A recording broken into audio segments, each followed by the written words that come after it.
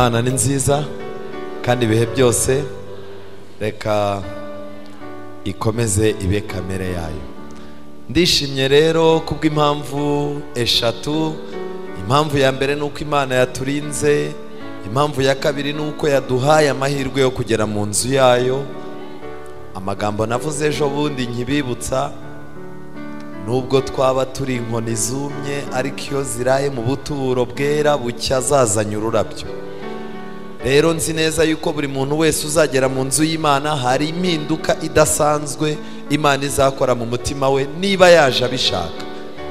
Reka rero basabe dusenge. Witeka Mana nziza, izina ryawe rihabwe icyubahiro.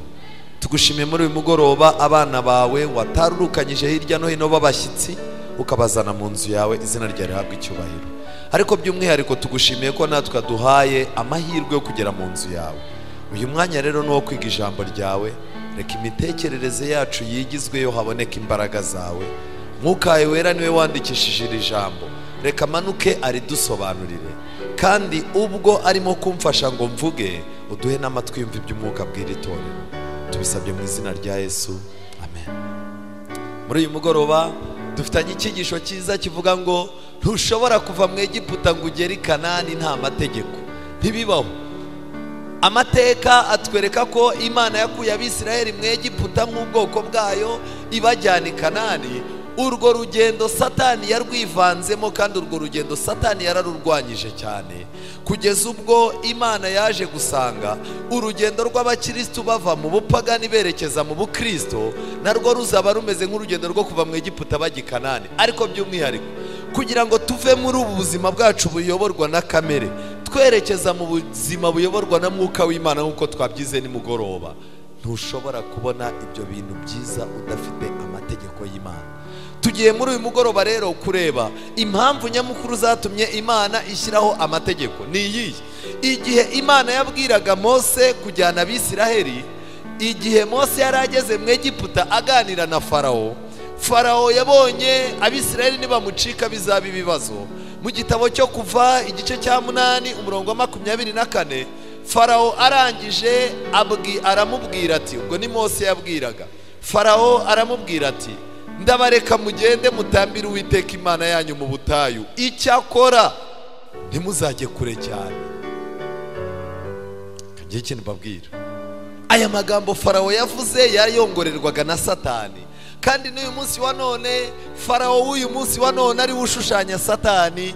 Iyi tactique aracyayikoresha.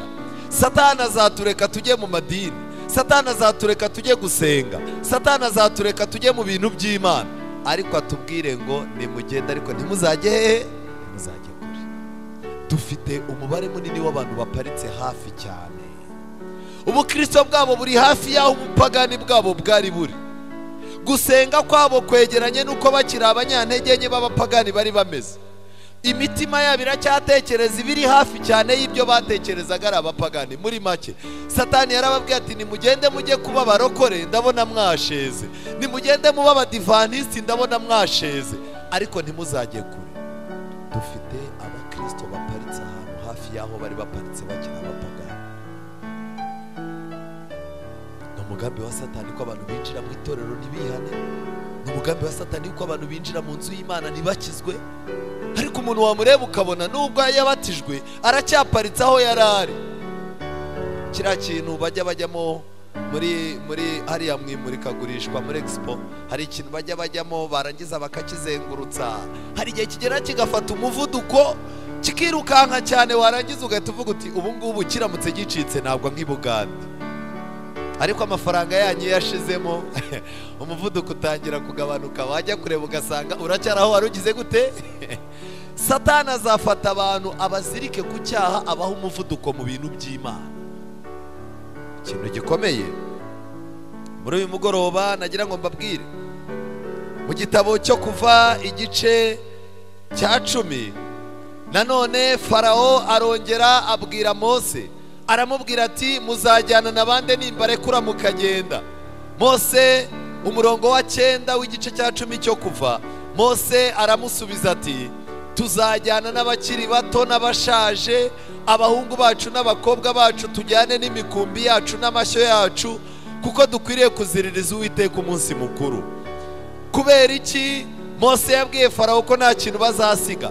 Farawo yashakaga yuko Mose ajyana abagabo, abagore n'abana bagasigara mu Egiputa. Yari abizi yuko igihe cyose aho abagabo bari bahora bazirikana abana babo n'abagore babo. Kubw'ibyo rero abantu bari kuba bagiye, ariko imitima yabisigaye hehe? Mu Egiputa. Ikindi kintu gikomeye Mose yasanze, nibasiga abana babo mu Egiputa bakajyana abantu bakuru, n'ubundi Egiputa izagira ubwo igira abana ba Isiraheli abaretwa bakomotse ku bana. Reka mbabwire kimwe mu bibazo mfite muri no minsi, turimo turagenda tukajya gutambira Imana yacu mu butayu, turimo turakora amasengesho, abantu barimo bariyegurira Imana, ariko abana banyu mwabasize kwa Farawo. Abana banyu murabasiga bareba filime zisobanuye ku isabato. Muraza mu materaniro, abana banyu biga muri za segonderi murimo murabasiga mu ngo baracyari batoya. Murimo murasiga imbaraga mu Egiputa, muzakenera kuhagaruka. Aha rero Imana ibona urugendo Abisirayeli barimo ntibashobora gutera intambwe, hari icyo babura. Imana irangije ihamagaza umugaragu wayo Mose. Mose wari warabanje kuba mubi, Imana iramuhindura, imaze kumuhindura imuha inshingano. Kuri uyu munsi abantu barimo barashaka gukora inshingano zera, ariko bakimeze nk'uko bari bameze kera. Hari ibintu ugomba gukora. Ugomba kubanza guhura n'Imana igahindura umutima wawe, kandi ugakwetura inkweto, kuko aho ugiye guhagarara arahera. Inkweto zishushanya iki? Ibitekerezo. Erega ibirenge byuzanye inkuru nziza ni byiza hehe? Ku misozi. Niba warageze mu nzu y'Imana, ukwiye gukwetura ubututsi bwawe, ukwiye gukwetura ubuhutu bwawe, ukwiye gukwetura yuko uri umukire, ukwiye gukwetura yuko uri umunyacyubahiro. Ibyo bintu ni inkweto abo mu isi bagenderamo, ukwiye kuzikuramo ukambara inkweto z'ubutumwa bwiza. Ngibyo ibyo Mose yakorewe, Imana imuha uburenganzira. Yari yaramaze imyaka 40 yiga mu Egiputa amashuri yabo, uburyo azaba umutambyi w'ibigirwamana bya Egiputa, uburyo azaba umwami, n'uburyo azaba umuntu ukomeye mu bintu yize, kandi no kwica kwari kurimo. Niyo mpamvu yaraje asanga umunyegiputa arimo arashwana n'umwisiraheli, ahita amufata aramwica, kuko mu Egiputa biga kwica, ariko i Kanani biga gukiza. Haleluya.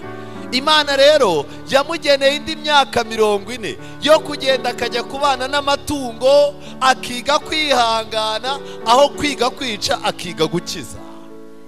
Nyuma y'iyo myaka 40, imaze kuba imyaka 80, Imana yamuhaye amahirwe yo kugera mu Egiputa, acyura ubwoko bw'Imana, agendana nabwo imyaka 40.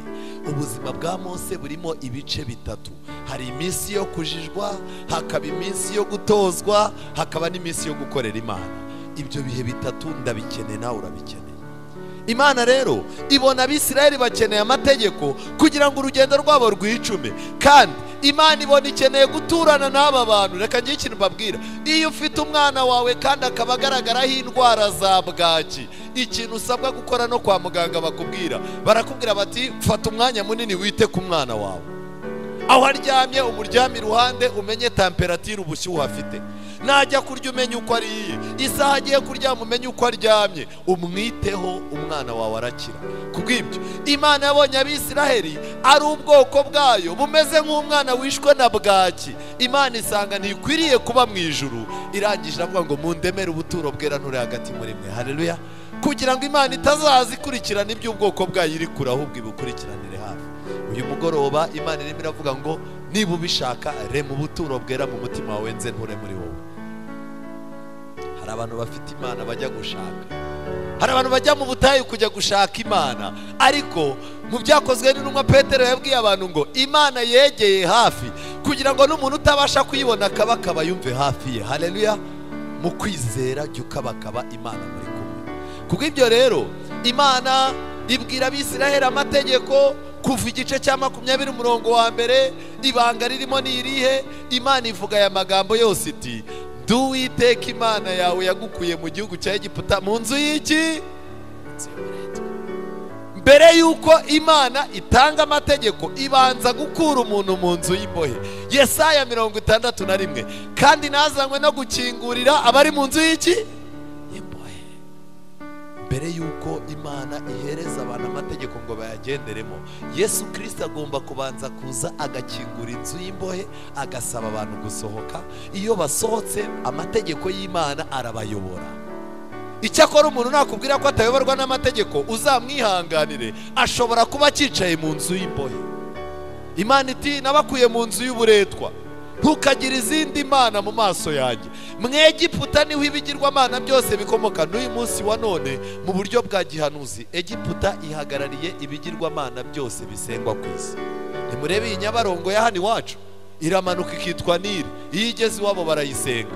Iyo igikeri cyavagamo cyabaga ari Imana. Kandi iyo bakoraga ubushakashatsi bw'abakobwa beza ba Miss, buri mwaka bagiraga umukobwa mwiza bajugunya muri Nili kugira ngo bayishimire yuko yabahaye ibyo kurya. Rero Imana yari ikwiye kubakura ku bigirwamana ikabazana ku Mana imwe. Muri iki gihe Ellen White yaravuze ngo nubwo bigaragara yuko abantu badafite ibigirwamana bikubita imbere, ngo ariko ikigirwamana bose barimo gupfukamira ni icyitwa mamoni, agafaranga. Abantu bose imbere y'amafaranga barapfukamye. Abapasiteri barapfukamye, abapadiri barapfukamye, abasenyeri, abanyacyubahiro, abakene n'abatindi bose barapfukamye. Niyo mpamvu kugira ngo inyamaswa izakacira abantu mu Byahishuriwe 13 izabuza abantu gutunda no gutunga. Kandi ikindi, ntukiremere igishushanyo kibajwe. Abantu benshi Abisirayeli kubera kuba mu Egiputa imitwe yabo yarangiritse, bakazaza bashaka imana zigaragara nk'uko abapagani bari bazifite. Kandi Imana yo mu ijuru yo yashakaga kugaragara mu mibereho y'abantu, ntiyashakaga kugaragara nk'ikigirwamana. Uyu munsi wa none turacyabona abantu benshi bajya mu nsengero bagapfukama. Turacyafite abantu benshi, yewe no ku makarindari no ku bitabo byinshi turacyabona abantu barimo kuduha amashusho ya ba Yesu. Kugeza ubwo n'uyu munsi wa none dufite filime zirimo gukinwa n'abantu basanzwe rwose b'abakinnyi ba filime, ariko abo bantu twabise ba Yesu rwose. Hari filime wajya kureba umva tukiri mu bujiji. Icyo nshimira Imana, iminsi yo kujijwa Imana igira gute? Mu minsi yashize hari filime twajyaga tureba yitwa iya Yesu, bamukubita abantu mu rusengero bakarira. Nzabereka uburyo hari filime ebyiri zakinwe n'ubupapa. Papa yatanze inkunga kugira ngo izo filime zikinwe, kugira ngo izo filime zongere zigarura abaprotestani muri Kiliziya Gatolika, kandi zarabahagejeje. Rero mureke tuve mu bintu by'amashusho, ibintu byo kwikubita imbere y'amashusho no kureba ishusho. Wareba ku gitabo, wareba he ugatuvuga ngo uriya ni Yesu. Reka da, ubu noneho dufite ba Yesu bane. Hari Yesu w'abadive usanga ku bitabo byacu dukoresha, hari Yesu w'abagatolika, hakaba Yesu w'abaprotestani, hakaba na Yesu ukunda kuboneka kunuza ku makarindari ya za surufo. Hari Yesu wabo nawe mbega ubona ari ba Yesu batandukanye. Magingo aya hamaze gukinwa filime zigeze ku 10 za ba Yesu batandukanye, kandi abo bose amafoto yabo turayafite. Mu minsi yashize nigeze kugendana n'umuntu mu modoka, imodoka yaragiye igenda nabi, ngiye kubona mbona afunguye ikofi akuyemo agafoto kandi ka Yesu, umunyamerika w'umukinnyi wa filime. Hanje avuga ati iyo ndi kumwe n'uyu nguyu nta kibazo mba mfite. Reka mbabwire bantu mugishaka Yesu wo ku mafoto, muri injiji mu nyuguti nkuru. Nimukiremera igishushanyo kibajwe cyangwa igisa n'ishusho yose, yaba iri mu ijuru cyangwa ibiri ku butaka cyangwa hepfo y'amazi. Ntukabyikubita imbere. Ubu dufite abantu benshi bakijya imbere y'ishusho ya Bikira Mariya i Kabgayi. Pasiteri arahazi aho twari turi, twigeze kuhaca. Noneho habona umuntu ahetse ibijumba, yaba arimo gutambuka. Hari ikintu cy'igifoto cya Bikira Mariya ari kumwe na Yosefu na Yesu, noneho kiri i Kabgayi. Umva itegeko bashyizeho ku muntu wese ukunda Imana agomba kuhagera akakireba, kandi ni igisima. Barabigeraho bakabireba, ibindi ni ibiplastike. Kubera iki Kiliziya yakoresheje amashusho? Ngo bwari uburyo bwo kugira ngo irebe mu mitwe haba yiyobotse. Umuntu washoboye gupfukamira plastike kandi abona ari plastike, nagera imbere ya padiri azamubonamo Imana. Ikintu gikomeye aha. Kandi Imana yarakomeje avuga ngo ntukabyikubita imbere, ntukabikorere. Imana irangije irakomeza iravuga ngo ntukavugire ubusa izina ry'Uwiteka Imana yawe. Aha ngaha kuvugira ubusa izina ry'Uwiteka byamaze kuba umuco. Reka no kujya mu yandi madini nigarukira iwacu. Umukristo wacu teremusi irimo irajya guhanuka, yarangiza ngo Yesu. Aryo ubwo mbabazi, ubu izina rya Yesu ryakoreshwaga mu kwirukana abadayimoni, uyu munsi wa none rirabuza teremusi guhanuka ngo itikubita hasi. Igihe Yesu yaragiye gusubira mu ijuru, Yesu ajya gusubira mu ijuru, yabwiye Imana ngo Data, abo wampaye bose nabarindiye mu izina ryawe ryiza wampaye. Izina rya Yesu niryo turindiwemo, ariko ibintu byose Yesu abirirwa basakuza ku muhanda, abafite uburwayi bwo mu mutwe, izina rya Yesu mwongere muri agaciro ryo gupfa kuvugwa. Kagere ikintu babwira, mwirinde kuvugira ubusa izina ry'Uwiteka, kandi kuko Uwiteka atazamubara nk'utacu muyivugiye ubusa izina rye. Imana irakomeza igeze ku itegeko rya 4, iritangiza amagambo yitwa wibuke. Kubera iki? Elena White yazamukiye kuri aya magambo yandika ngo urugi rwo kwibuka ibyiza Satani yarurimburanye n'amapata yarwo mu bitekerezo by'umuntu. Kubw'ibyo rero Satani muri plani ye yagombaga kuzarwanya amategeko, ariko yagera ku isabato agahanagura. Niyo mpamvu Imana ijya gutanga itegeko ry'isabato yitegereje intambara iri tegeko Satani uburyo azarirwanya. Imana ibanza amagambo yitwa wibuke.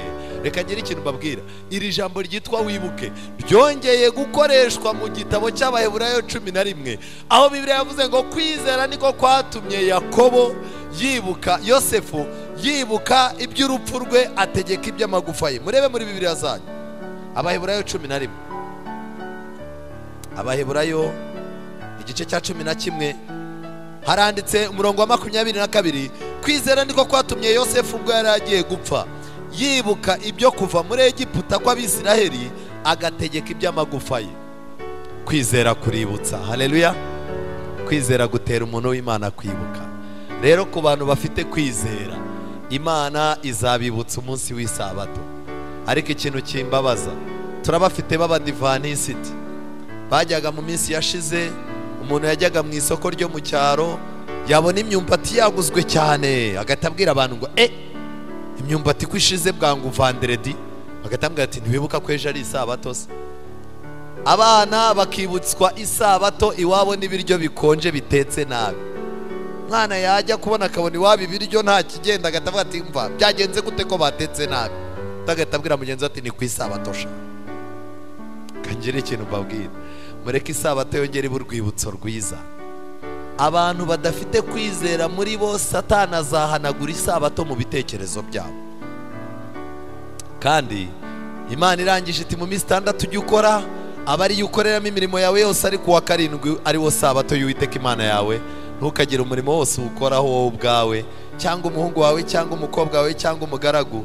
Bibiliya yanditswe uyu munsi ibi twabisimbuza imodoka, inzu, iduka, umukozi wawe wo mu rugo, na mobile money zawe, na WhatsApp.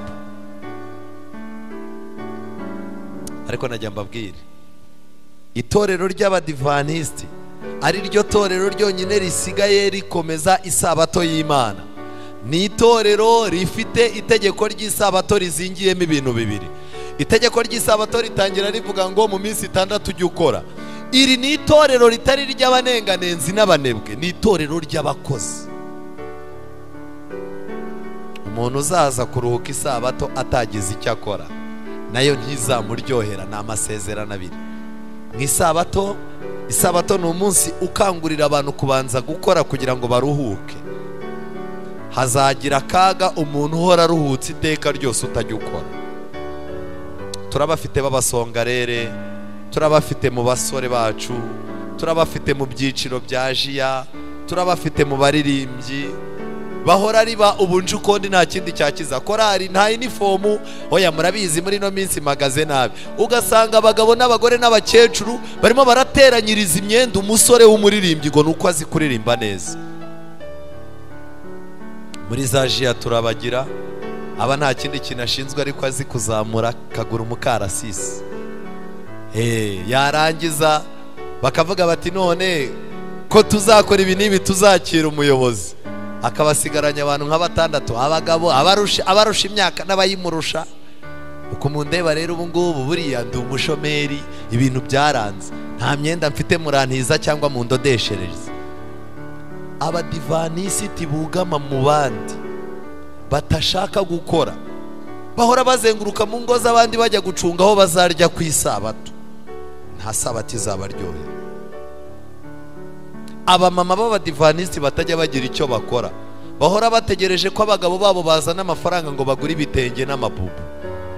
Adashobora no gufata imbere y'umuryango ngo hakodesha akazu amenemo ibirayi n'ibishyimbo, agurisha ajya anasagura iby'abana barya. Isabato izamubihira n'ubundi. Isabato ni iy'abakozi. Mwize nabi. Isabato ni umunsi udashobora kuryohera umushomeri n'umunsi n'umwe. Ariko reka ngire ikintu mbabwira. Ubu wabuze akazi, ubura no kuza ngo ufashe korali iri busura abarwayi CH. Kibuze ngo ku isabato ububwira Imana uti hari ikintu nakoze.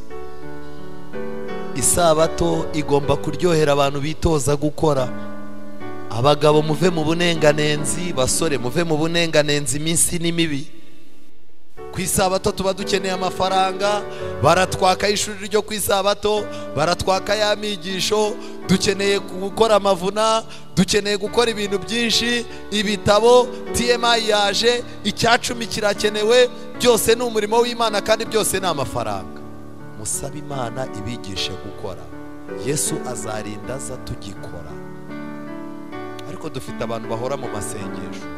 Rendi yagiye mu itsinda ryo kwa Kanaka, Maridi bafite amasengesho y'abahawe izina, akaba ariyo Merekeredi mu masengesho y'abahabwa amasezerano, Jedi ugakubitana nawe na Bibiliya, yarangiza ukazaza ubona urukweto rwarahengamye. Gukunda Imana ni uguhengeka urukweto, murishuka.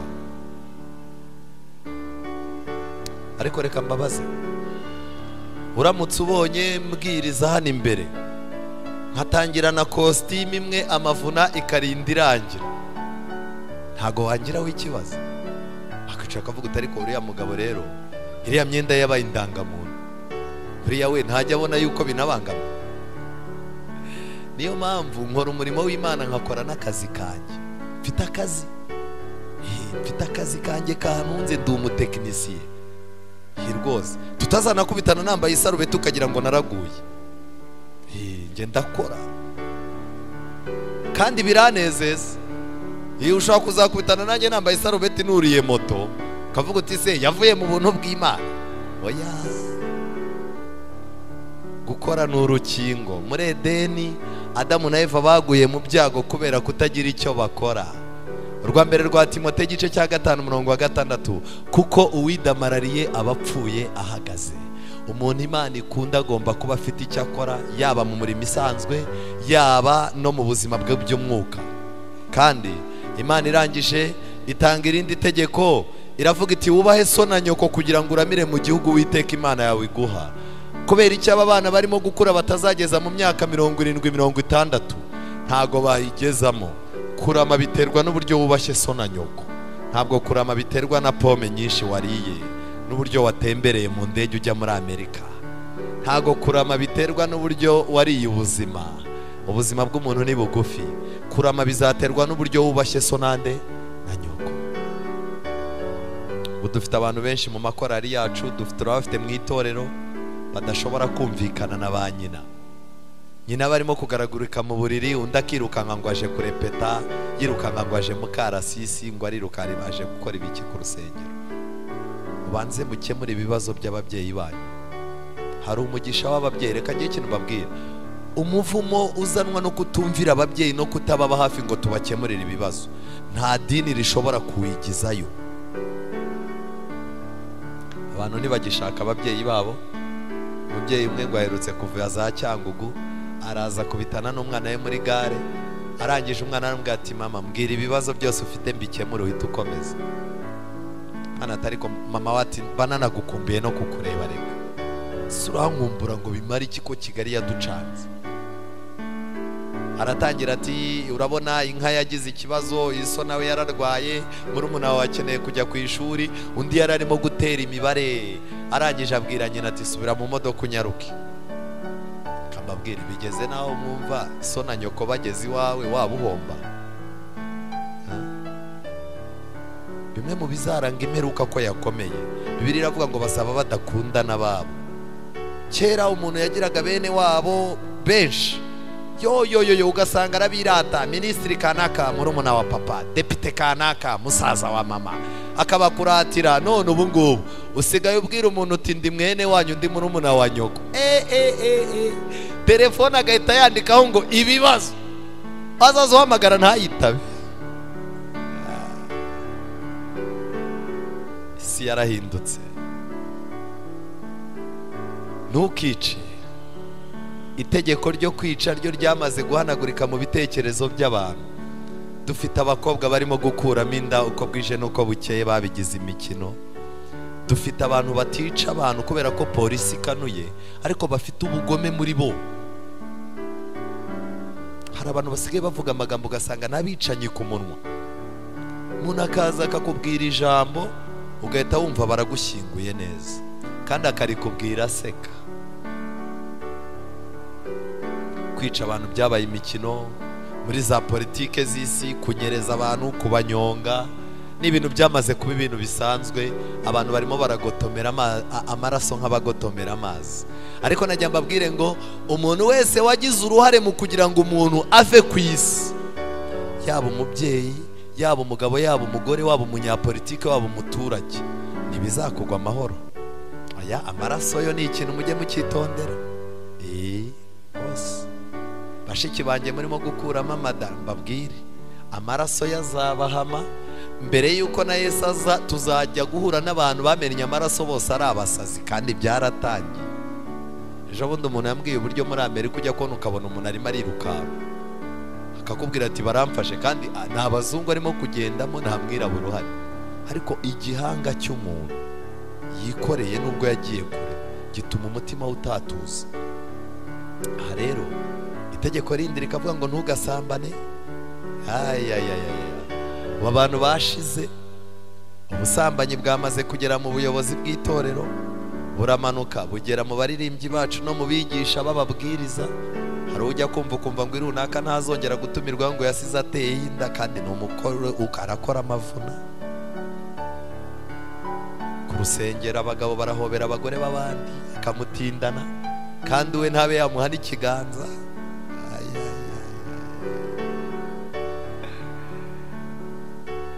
Abantu bose barimo barakina za kakawete, umuntu akumva ntiyatombora umugabo nawe ari umugabo, cyangeza ku kizigi ngiki.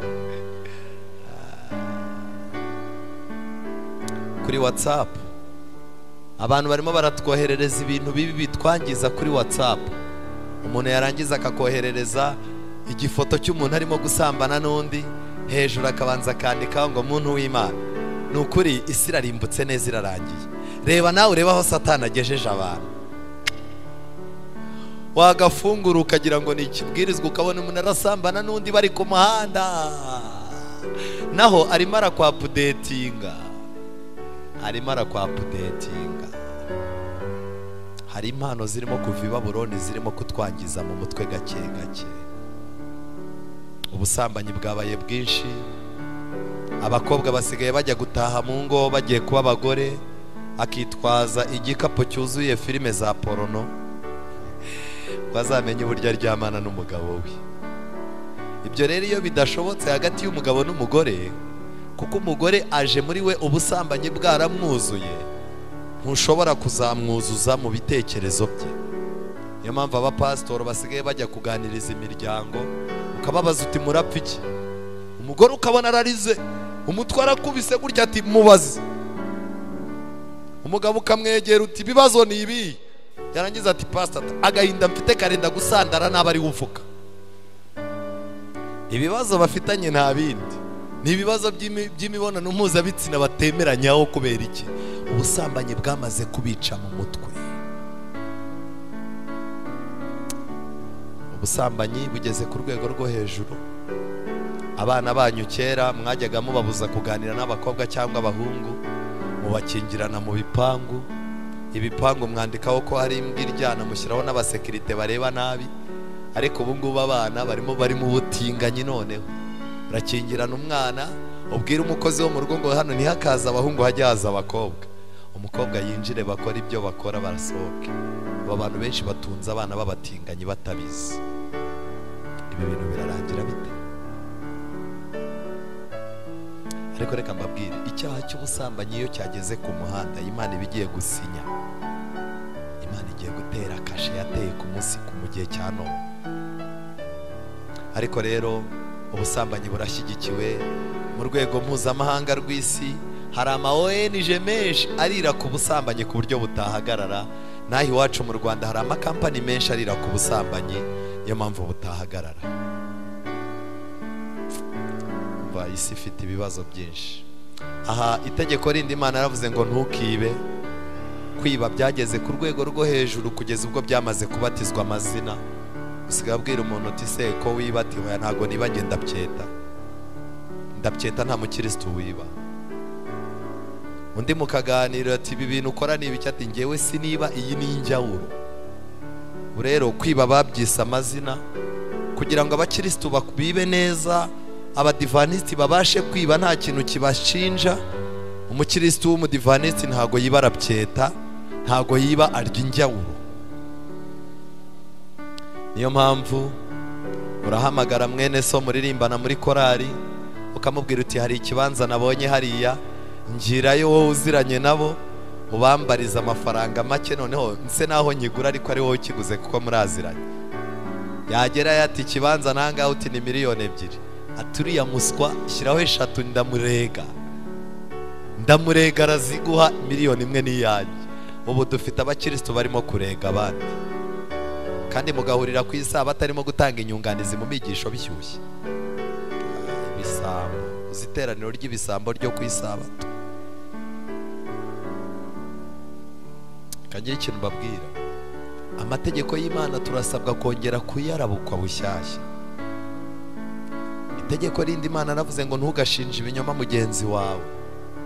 Uru Rwanda rwacu rero amadayimoni yarumanutsemo mu gihe cya jenoside, buriya yarongera anarumanukamo mu gihe cya gacaca, aho umuntu yakurebaga ugenda mu modoka nziza agahita avuga ati uyu munyagwa ko atantanze i Kigali ni gutananga imodoka nziza. Ndavuga ati munsi y'inzu ye wujuje inzu nziza, inzu ye mo imbere bayubatse hejuru y'umurambo w'umuntu. Inzu bakaza bakaritagura bagasanga nta muntu urimo, kikaba kirahimye ati sawa kimwe nawe atangire kuri 0. Koreka ngiye ikintu mbabwira, abanyarwanda dukeneye Imana mu rwego rwo hejuru kurusha abanyamahanga.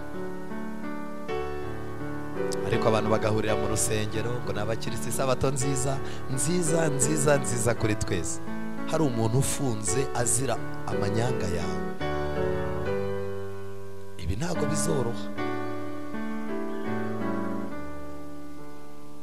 Mu nama z'itorero iyo bakwanze, ujya kubona ukabona inama y'itorero ibonye ikirego, yarangiza iti umuntu uhagaritse kuri ibi bintu ninde, ukajya kubona ukabona umumama mwiza w'umudiyakonikazi. Ni impamo y'Imana. Abadive basigaye banarahira ngo ndagatwika Bibiliya y'Imana, babaye bagaturika neza. Ni impamo y'Imana.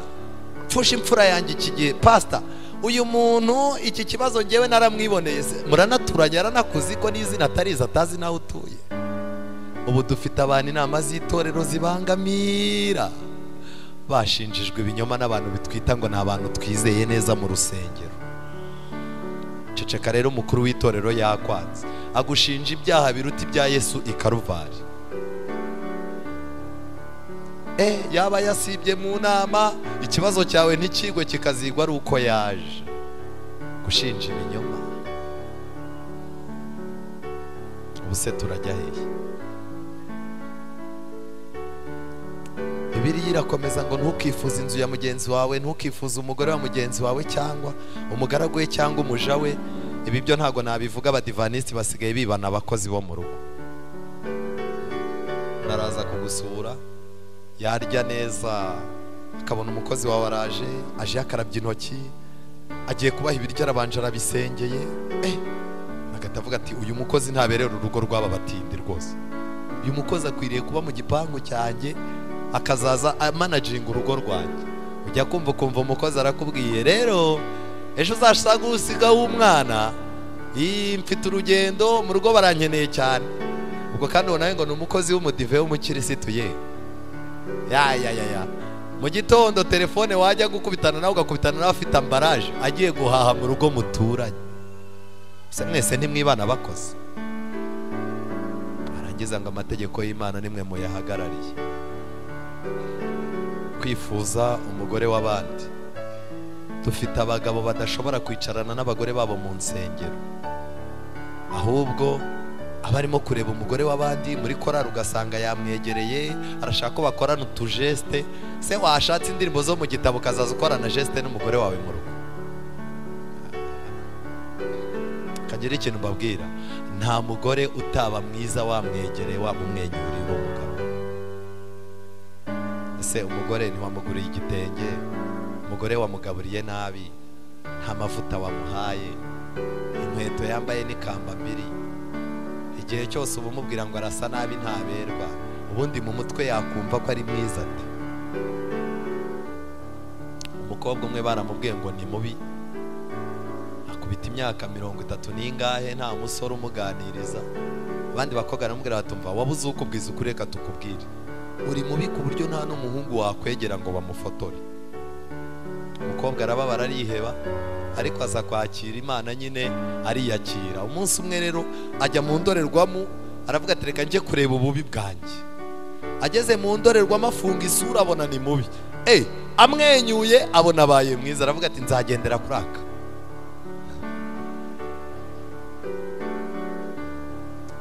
Koko mwabadamu uzabe mubi unanirwe no kumwenyurira abana bawe wabyaye n'umugabo?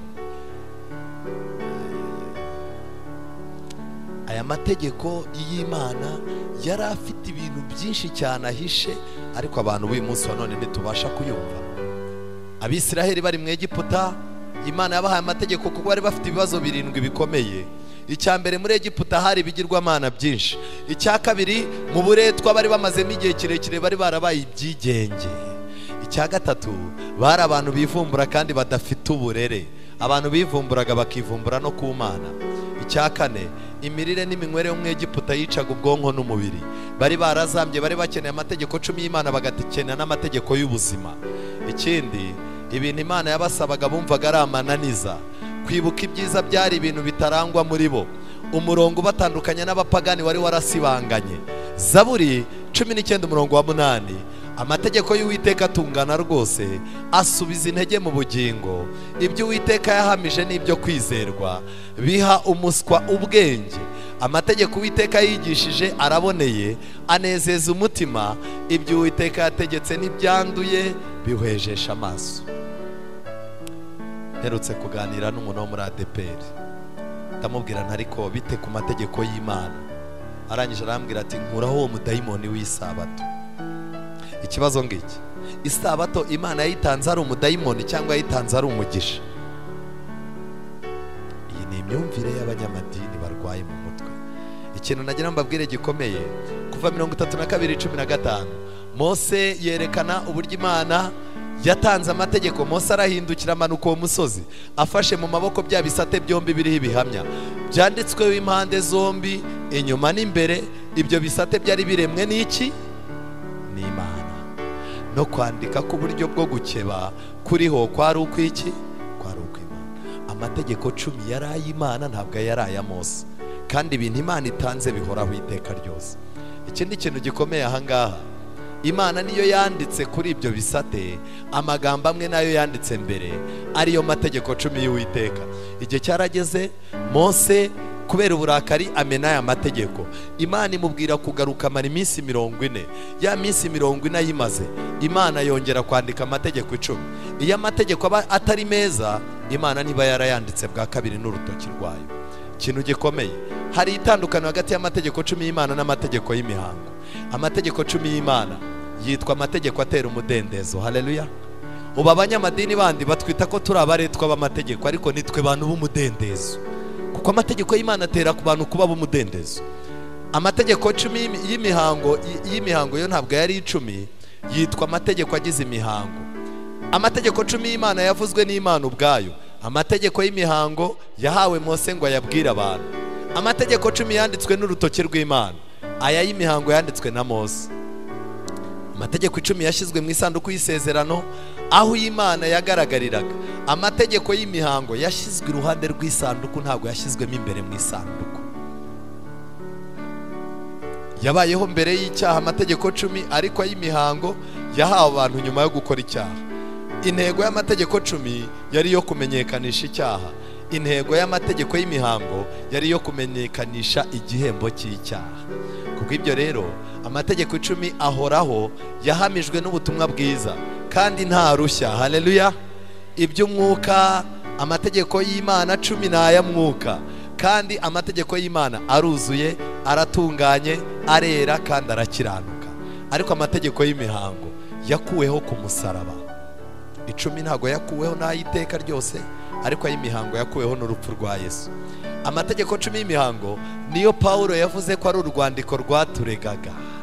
Kandi amategeko 10 y'imihango Bibiliya yita ko ari amategeko akontorora umubiri, mu gihe amategeko 10 yo arayiki arayumwuka. Amategeko 10 nta gukira, amategeko y'imihango nta gukiranuka ko ari kuyarimo kandi yarahindukaga, ariko amategeko 10 y'Imana ahoraho iteka ryose. Rero ikintu gitangaje ni kimwe, abanyamadini ntago barabasha kumva isano iri hagati y'urupfu rwa Yesu, ubutabera bw'Imana n'amategeko 10. Ku musaraba Yesu yari arimo kuzuza ibisabwa n'ubutabera, kandi amategeko yananiye abantu gukomeza, Yesu yari arimo kubaha imbaraga zo kuyakomeza. Iki kintu abanyamadini bagomba kucyumva. Byagenze gute rero kugira ngo amategeko ahanagurike mu banyamadini? Ubwa mbere, kuruhuka ku cyumweru kugira ngo gisimbure isabato byategetswe n'umwami Constantino mu mwaka 321 nyuma ya Kristo. Iryo tegeko ryavugaga ko abatuye mu mudugudu bose baruhuka kuri uwo munsi w'izuba. Wari umunsi w'iki? W'izuba. Wahawe ikuzo n'icyubahiro. Nubwo ari itegeko ry'ibya gipagani, ryashyigikiwe, rishyirwaho umukono kandi ritangazwa n'umwami w'abami Constantino amaze kwitirirwa ubukristo. Bivuze ngo isabato batangiye kuyihanagura kugira ngo icyumweru kiboneke amadini agisenge. Twagiye abagatulika rero nabo ubwabo bivugiye yuko umunsi w'icyumweru wari usanzwe ari umunsi w'abapagani, kandi bakomeje banabivuga yuko abantu mu mwaka 325 bavuze yuko igihe cyose hazagira umuntu uboneka ashaka kugendera mu myizerere y'Abayahudi, uyu muntu uko azajugunywa hanze ya Kristo. Umuntu uzashaka gukomeza isabato agakomeza, iyi ni kiliziya yabitangaje n'abagatulika. Yari konseye ya Laodikiya, ni inama yari irimo abagatulika. Bafashe umwanzuro avuga ngo umuntu uzabonwaho kumva yuko agishaka kugendera ku isabato, ntiyumve yuko kiliziya yashyizeho icyumweru, azajugunywa hanze ya Kristo. Aha rero nagira ngo tujye mu ntambara ikomeye, murebe amagambo akomeye. Uko ubupapa bwakomeje kugira imbaraga, niko n'icyumweru cyakomeje guhabwa ikuzo. Bigitangira abahinzi bakomeje imirimo yabo isanzwe.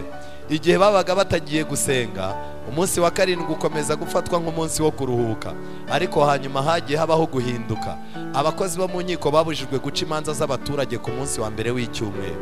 Abakoze ku cyumweru rero, abakire bacibwaga ibihano, naho abakene bagahanishwa gukubitwa ibiboko. Ibeshya ukore ku cyumweru, amafaranga bafataga 1/2 cy'umutungo wawe, cyangwa se waba uri umukene ntacyo ufite bakagukubita. Abantu bamuzinga ibiboko agatavuga tumva nkazongera gusenga ku isabato ngaho ndi. Aya ni amateka. Hanyuma papa yategetse abapadiri kuyobora paruwasi guhana bihanukiriye abazazirura icyumweru, bakabatumira kujya kuvuga amasengesho muri kiliziya maremare. Yego, bakabwira bati wowe uri busenga ishapuri inshuro 60. Murumva ni uguturuka mu gitondo paka nka saa 7. Umuntu ahanirwa yuko yakoze ryari ku cyumweru. Noneho rero nyuma inama nkuru y'amatorero irabihinyuza, ivuga yuko n'abaprotestani byababayeho kenshi, kuko kiliziya yari yavuze yuko abantu bagiye bakora ku isabato ku cyumweru bakubiswe n'inkuba. Noneho abaprotestani nabo bavuga ko byabayeho abantu bakoze ku cyumweru maze bakubitwa n'inkuba. Ikinyoma. ngo abantu bagiye gukora ari ku cyumweru nkubirazi bakupita bose barapfa. Ikimenyetso cyerekana ko uwo munsi ari uw'isabato. Abayobozi b'amatorero baravuga bati ibyo byerekana mu kuri uburakari bw'Imana ku bantu bazirura uwo munsi. Abapadiri, abami n'ibikomangoma n'abakristo bose bongeye kurarikwa gukora uko bashobora kose kugira ngo uwo munsi uziririzwe nk'uko biwukwiriye. Mbamenera ibanga, abapadiri, abami, ibikomangoma n'abakristo n'ubundi barimo baregeranwa ngo icyumweru cyongere gisimbura isabato ku mugaragaro. Twakomeje intambara ikomeye. Kubura ibihamya rero byarakomeje. Noneho rero kugira ngo babone amagambo basimbuza ubuhamya bwo mu byanditswe byera badashobora kubona, byabaye ngombwa kwitabaza amagambo y'abantu. Nko mu iherezo ry'ikinyejana cya 12, umuhamya w'umunyamwete w'ibyo kuruka ku cyumweru yasuye amatorero yo mu Bwongereza. Arangije bamugisha impaka baramutsinda, asubira i Roma, agarukana igitabo avuga ko cyavuye mu ijuru cyanditsemo amategeko avuga ku cyumweru. Agarutse arabigisha bose, arabafata. Icyo nagira mbabwire, ibinyoma byarakomeje, kubura ubuhamya bwo mu byanditswe byera byarakomeje. Eusebius wari bishop w'i Kaisariya, wari inshuti ikomeye n'umujyanama wa Konstantino, yavuze ko Kristo yakuyeho isabato y'umunsi wa 7 akayishyira ku munsi wa mbere w'icyumweru. Nyamara nta bihamya yashoboye kubona mu byanditswe. Urutoki rw'Imana nirwo rwagiye rugaragaza amategeko. Umugambi w'Imana mu gihe kizaza ku mategeko yayo ni uwuhe rero? Abanyamadini bafite byinshi barimo kutubeshya, ariko muri Yeremiya 31:31 murebe umugambi Imana ifitiye amategeko. Uwiteka aravuga ati, dore iminsi izaza nzasezerana isezerano rishya n'inzu ya Isirayeli n'inzu ya Yuda, ridakurikije isezerano nasezeranye na ba sekuruza ku munsi nabafataga ukuboko nk'abakura mu gihugu cya Egiputa. Rya sezerano ryanjye bararyishe nubwo nari umugabo wabo wabirongoreye, niko Uwiteka avuga. Ariko isezerano nzasezerana n'inzu ya Isirayeli hanyuma y'iyo minsi ngiri, niko Uwiteka avuga, nzakura, nibyo nzakura, nzashyira. Abanyamadini batubwira ko ku musaraba wa Yesu amategeko Yesu yayakuyeho, ariko hano haratubwira ngo nzashyira amategeko yanjye mu nda yabo. Turi mu gihe Imana itarimo gukuraho amategeko, ahubwo irimo kuyandika mu mitima yacu, kandi mu mitima yabo niho nzayandika. Nzaba Imana yabo, nabo bazaba ubwoko bwanjye. Haleluya. Byerekana yuko bitazashoboka ko umuntu yakwitwa ubwoko bw'Imana adafite amategeko y'Imana mu mutima. Kandi ntago bazigishanya ngo umuntu wese yigishe mugenzi we, n'umuntu wese wo bavindimwe ati menye Uwiteka, kuko bose bazamenya, uhereye kuworoheje hanyuma y'abandi ukageza kukomeye kurusha bose, niko Uwiteka avuga. Kuko nzabababarira gukiranirwa kwabo, kandi icyaha cyabo sinzakibuka ukundi. Tujye muri Zaburi 37:31 wa 31. Akanwa k'umukiranutsi kavuga iby'ubwenge, n'ururimi rwe ruvuga ibyo gukiranuka. Amategeko y'Imana ye ari mu mutima we, nta ntambwe ze zizanyerera. Haleluya. Kandi mu Rwambere rw'Abakorinto igice cya 9:21 Pawulo arangije arababwira, tumva, hari abantu benshi bagiye batwarwa n'ibintu nigishije, ariko bantega amatwi neza. Ku badafite amategeko nabaye nk'udafite amategeko, kugira ngo nunguke abadafite amategeko, ariko ku Mana sindi udafite amategeko. Haleluya. Ku Mana sindi udafite amategeko, ahubwo ntwarwa n'amategeko ya Kristo. Ku badakomeye nabaye nk'udakomeye, kugira ngo nunguke abadakomeye. Kuri bose nabaye byose, kugira ngo mu buryo bwose nkize bamwe na bamwe. Kubw'ibyo rero nusoma inzandiko za Pawulo utazavuga yuko Pawulo yakuyeho amategeko. Ku badafite amategeko Pawulo yabaye nk'udafite amategeko, ariko ku Mana Pawulo ntabwo ari nk'udafite iki amategeko. Nagira ngo rero mbereke ibintu bitangaje. Murabona iriya foto, umuntu yayishyize kuri internet yerekana uburyo abanyamadini, abapadiri, abapasiteri barimo guturuka mu itangiriro kugeza mu byahishuwe bashaka isomo ryabashyigikira ko amategeko y'Imana yakuweho, ariko ntaryo bazagira gute, ntaryo bazabona. Nagira ngo mbabwire rero ikintu gikomeye twihuta. Igitabo cy'umugenzi page ya 59, igihe Apoloni yahuye na Mukristo Apoloni ahura na Mukristo cyari igihe gikomeye, rwari urugamba rudasanzwe. Noneho Apoloni ahuye na Mukristo, Apoloni ararakara cyane. Amaze kurakara,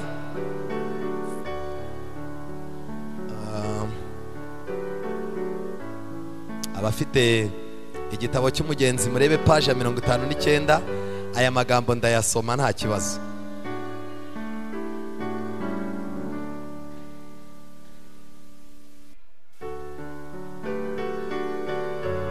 Murakoze. Umugenzi page ya 59 handitse ngo iki? Apoloni ararakara cyane, arangije abwira Mukristo ati, ndi umwanzi w'uwo mwami, ndamwanga.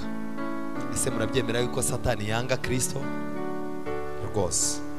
Iki gitabo ndimo gusoma cy'umugenzi ni igitabo gikoreshwa n'abapentikoti, ababatiste, Restoration Church, Zion Temple n'andi madini yose ya Giprotestanti.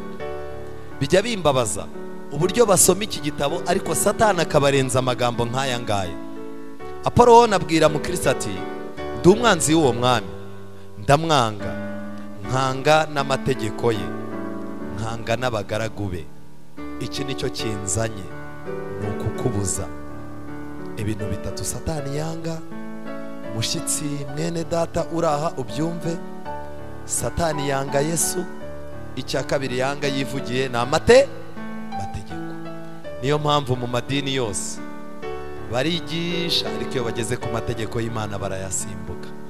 Niyo mpamvu bavuga ko yakuweho, ni Satani ubo bavugiramo ko Satani yanga amategeko. Murebe uburyo Satani yanga amategeko. Twebwe abadivanisi umunsi wa karindwi nitwe duhagarariye amategeko mu isi, ariko muzarebe uburyo nitwe yicisha isabato cyane, nitwe yicisha amategeko kurusha abandi kubera ko arayanga. Ariko arangije ati, rero nanga n'abagaragu be. Abagaragu b'Imana Satani agize gute? Arabanga. Ikizabikubwira, uzahagarare mu nzira y'Imana neza, Satani azatangira kugaba ibitero. Azagaba ibitero ku bana bawe, azagaba ibitero ku mugabo wawe, azagaba ibitero ku mugore wawe. Ibyo byose nibyanga, azagaba ibitero ku cyubahiro cyawe cyangwa agaba ibitero ku kazi kawe. Yanga abakozi b'Imana.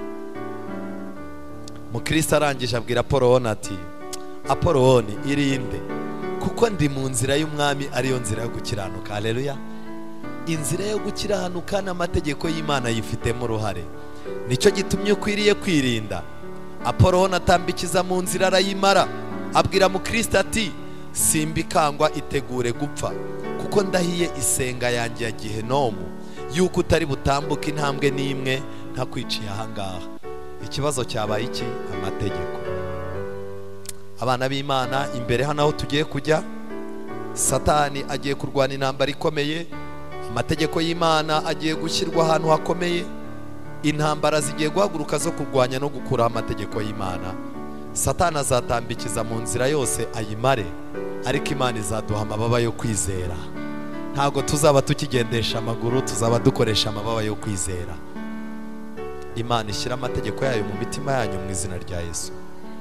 Muhagurutse dusenge.